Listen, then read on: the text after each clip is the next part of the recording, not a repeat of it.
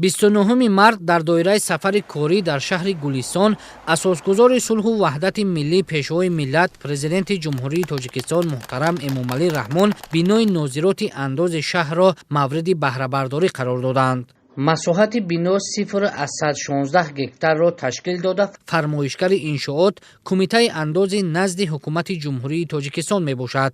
дар асоси лоиҳа иншооти навбунёд аз таҳхона ва 3 ошёна иборат буда бо тарҳи зебо ва унсурҳои муосири шаҳрсозӣ бунёд шудааст. дар ошёнаи якуми бино шуъбаи хизматрасонӣ ба шахсони ҳуқуқӣ, бахши ташкили андозбандии шахсони воқеӣ ва бахши ба ҳисобгирии даромадҳо ҷойгиранд. имрӯз шароитҳое ки дар бинои нозироти андоз дар шаҳри Гулистон муҳайё гардидааст, барои дар сатҳи баланд пешниҳод намудани хизматрасонӣ ба андозпорандагон ва шаҳрвандон мусоидат менамояд. дар ошёнаи дуюм ва сеюм маҷлисгоҳ бо 80 ҷойи нишаст, ҳуҷраҳои корӣ, маъмурият, толори баргузории видеоконференсҳо бо 20 ҷойи нишаст ва дигар ҳуҷраҳои ёрирасон ҷой дода шудаанд. бинои нозироти андози шаҳри Гулистон дар доираи нақшачорабиниҳо ба истиқболи 35-солагии истиқлолияти давлатии ҷумҳурии Тоҷикистон сохта шудааст. то ин вақт нозироти андози шаҳри Гулистони вилояти Суғд бинои маъмурии худро надошт ва кормандон дар биное ки моликияти коммуналии шаҳр мебошад фаъолият мекарданд.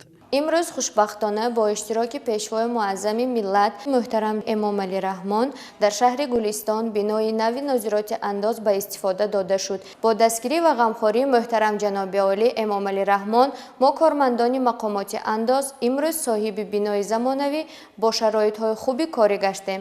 имрӯз базаи моддаи техникии мақомоти андоз ба мо имконият медиҳад ки пардохтҳои ғайринақдиро пурра ба роҳ монем. шуъба ва бахшҳои бинои нозироти андоз бо технологияи информатсионӣ таҷҳизонида шуда барои кормандон шароити мусоиди корӣ муҳайё карда шуд. акнун кормандони ин ниҳоди молиявӣ бо истифода аз технологияи пешрафта ва ҷорӣ намудани равзанаи ягона метавонанд раванди ба қайдгирии шахсони воқеиву ҳуқуқӣ, соҳибкорон ва андозсупорандагонро бе мамнуият ба қайд гиранд. ба президенти мамлакат муҳтарам Эмомалӣ Раҳмон иттилоъ доданд ки дар бинои нозироти андози шаҳри Гулистон барои зиёда аз 30 нафар ҷойи кории мувофиқ фароҳам оварда шуд.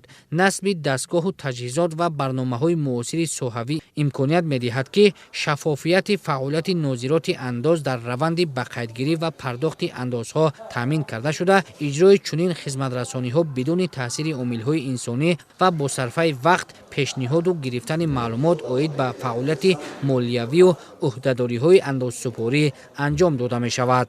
мо занону бонувони тоҷик аз он ифтихор дорем ки дар партави сиёсати хиратмандонаи шумо муҳтарам ҷаноби олӣ мақоми мо бонувон дар ҷомеа имрӯз хело баланд гаштааст.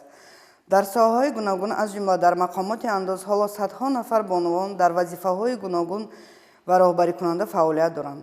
мо шукрона аз он мекунем ки ватанамон тенҷи осуда ва хонадони модари тоҷик обод аст.